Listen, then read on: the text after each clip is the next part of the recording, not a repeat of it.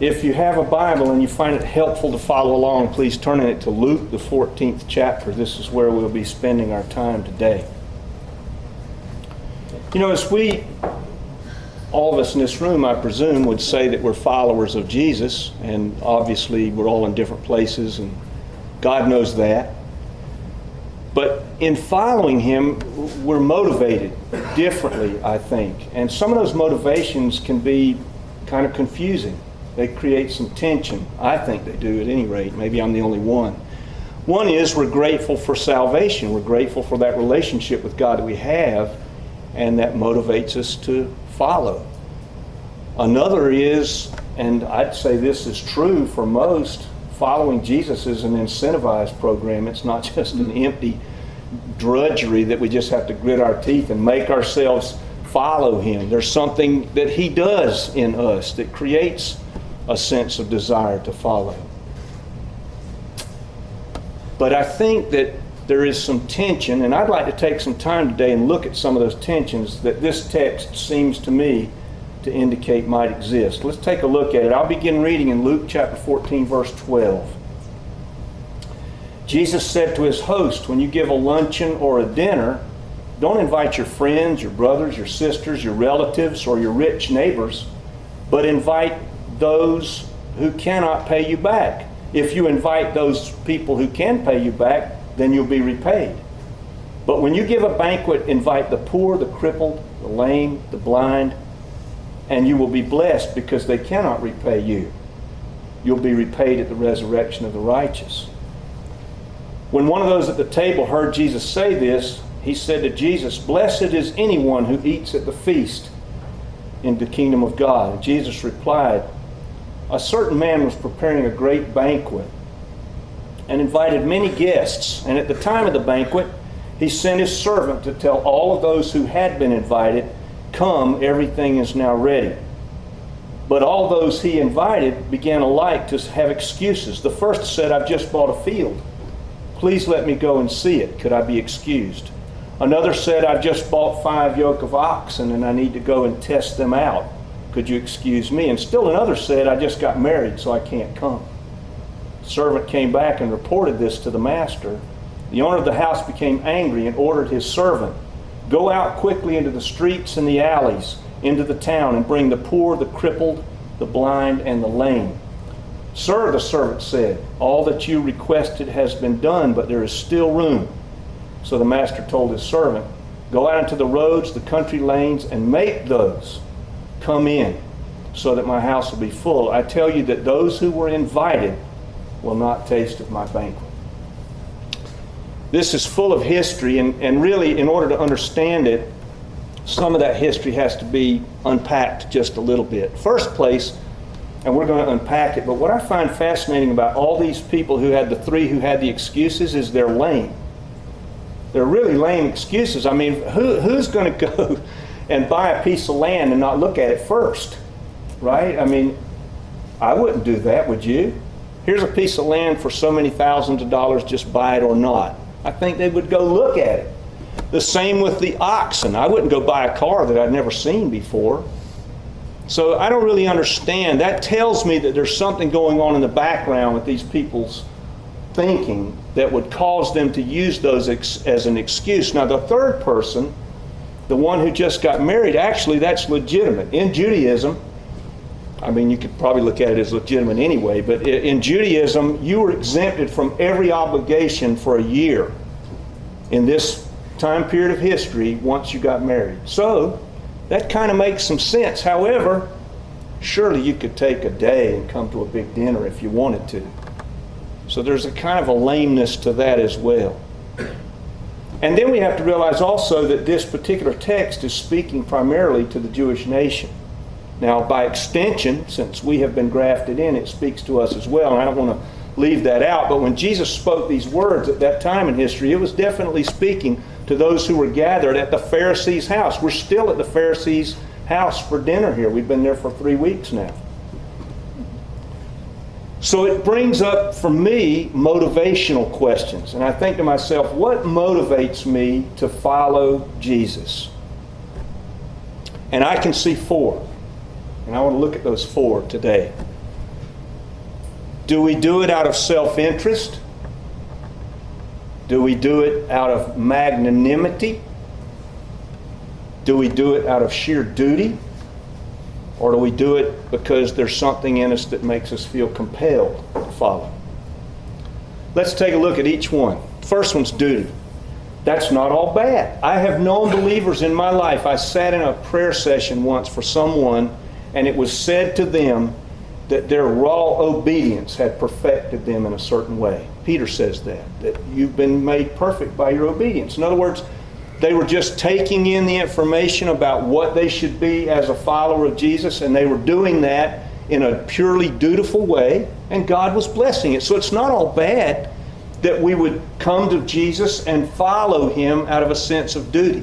The problem with it is there's a kind of a sadness connected to that, because there's so much more. And a person who's going to follow just in the sheer, I'm going to grit my teeth and follow out of this sense of duty, that's good, but it's less than what it could be. There's so much that God would pour into a person that would remove some of that pure duty, and they would follow because they feel drawn to do so. I read a little poem that spoke to this. I want to read it for you all. It says, the person dropped some dollars in the plate. Now, we don't pass a plate here, so it doesn't really hold for us, but let's picture ourselves in most congregational settings. Dropped some dollars in the plate, meekly raised their eyes, glad the week's rent was duly paid for their mansion in the skies. Some people, that's the way they look at following Jesus. I'm going to do the things I know I have to do. I'm obligated to do them, and so they do so, and that's the whole of their life. But that seems kind of sad to me, really. I don't think that's at all what God intended. Secondly, people will serve out of a sense of self-interest.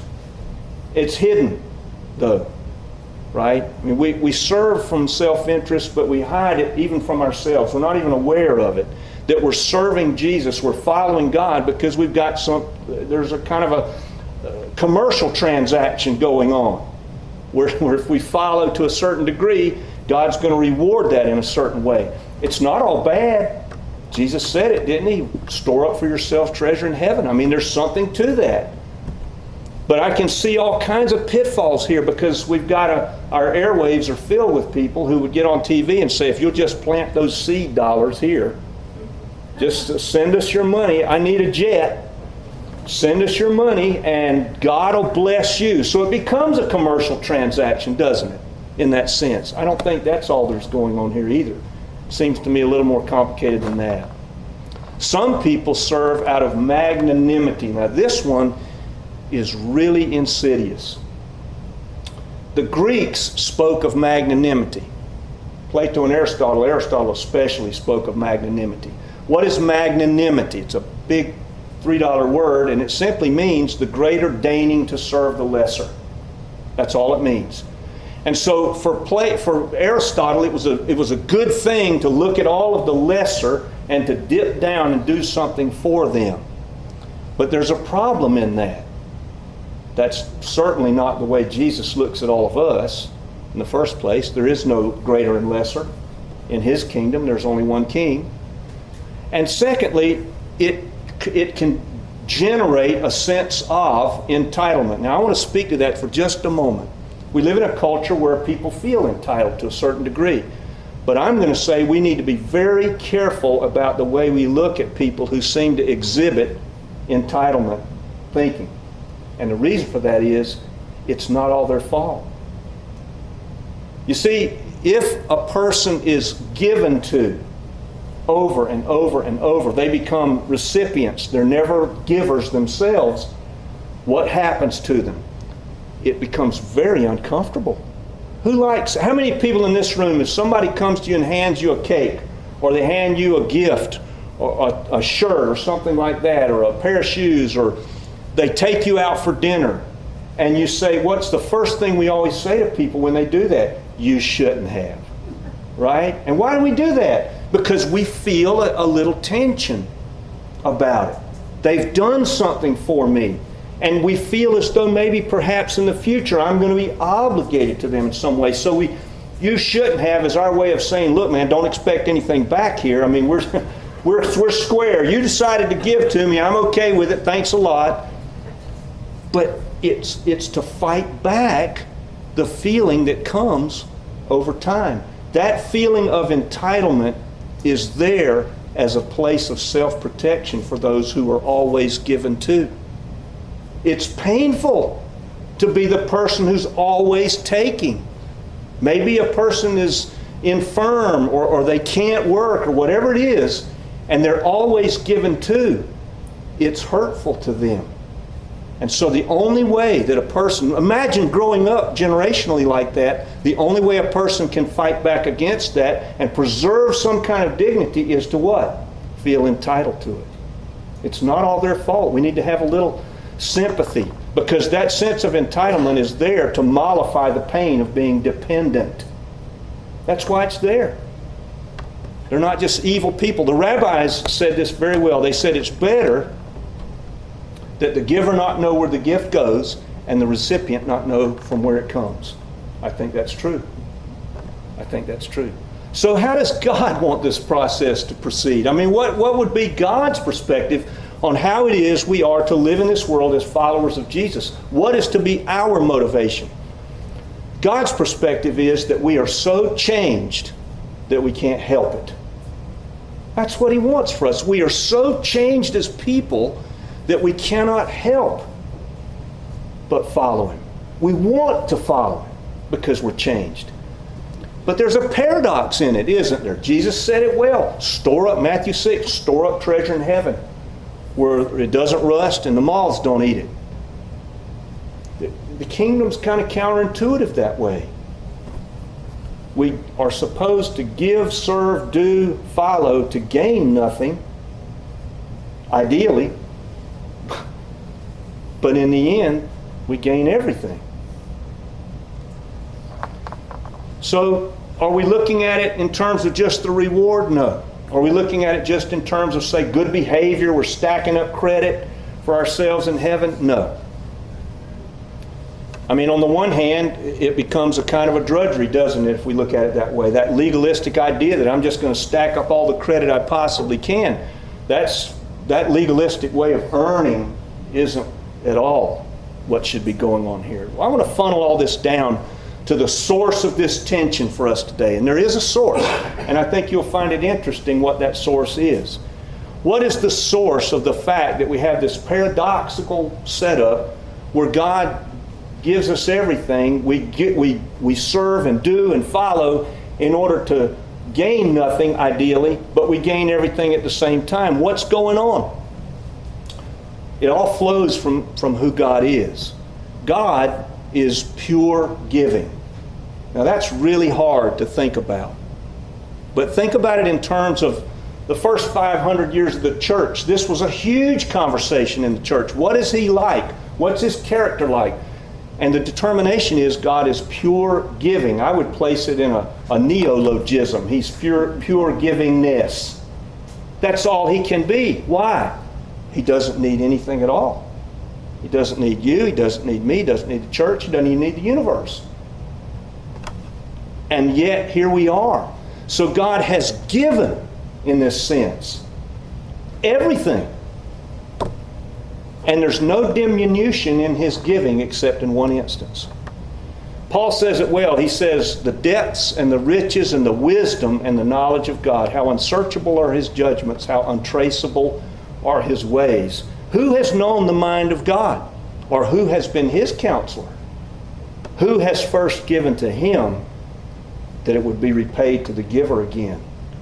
For of Him, through Him, and to Him are all things. To Him be the glory forever. Amen. So this picture of who God is as pure giving creates some of that tension, because we all realize, what am I going to give God? Nothing. I can't give Him anything that wasn't already His to start with. Right? But there is a place where God is diminished. And this was a huge debate in the church for 500 years. And that is, can God suffer? Can God Himself suffer? And I'm going to say He can, in that He gave us His Son. Now that givingness is still part of who God is, but there's a diminishment there in that God does suffer something in that givingness. And I stand here today and I'm just going to admit it. In all of my life as a Christian, I've been a follower of Jesus now for 37 years. I cannot capture in my mind what that really means. I wish I could. But there are illustrations. I've seen illustrations that have helped me. So I'm going to pass those along to you today and see if they help you. First one, I heard this illustration 35 years ago. And it was to do with a guy. How many of you know what a turntable bridge is? Everybody know what a turntable bridge is? Yeah. Right. You've got a river, and you got this particular illustration is 150 years old, so it was a railroad bridge. The rails come in from either side, and they're cut off at the river. Out in the middle, there's a bridge that sits perpendicular under most circumstances to the railway so that boats can pass on either side. But then there's an operator's cab out there, and the operator has to, when the signal comes that there's a train coming from either direction that needs to cross the river, they engage the turntable, and the turntable swings around, lines the tracks up, and the train passes by. Slow process. So here's the operator. This operator went to work this particular day and took his son to work. You know, 9-year-old boy, it'd be fun to see what dad does for a living. So the operator gets the signal in the cab of the bridge and the train's coming. So he starts the process, very slow process. All the horns go off, the boats know to stop, and the bridge starts to turn. And then the bridge is just about locked. You know, it hits a spot, and then there's clamps that come in that lock the tracks together so that the train can pass by. And just before it locks, he hears his little boy say, "Daddy, Daddy, I'm caught." Well, even though there's been plenty of time, by now the train is visible.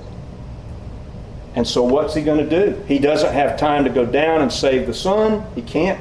There's just not time. You got a train coming with possibly hundreds of people on it. What are you going to do? He goes ahead and locks the bridge. And the son dies. Now that helps me capture it a little bit. It may not help you. It helps me. Another place where this givingness of God is captured. I like this. I don't know how many of you follow baseball very closely. I do not. Some of you do. There you go. Well, there you go. We have one. Okay. Back in the 90s, Roger Maris's home run record of 61 home runs in a season stood forever. And then Mark McGwire came to play baseball.